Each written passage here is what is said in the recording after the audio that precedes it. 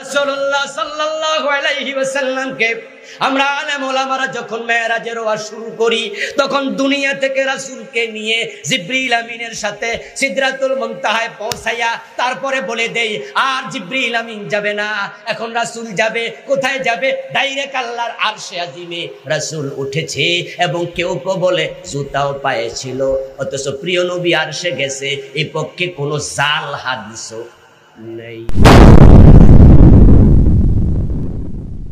Huh?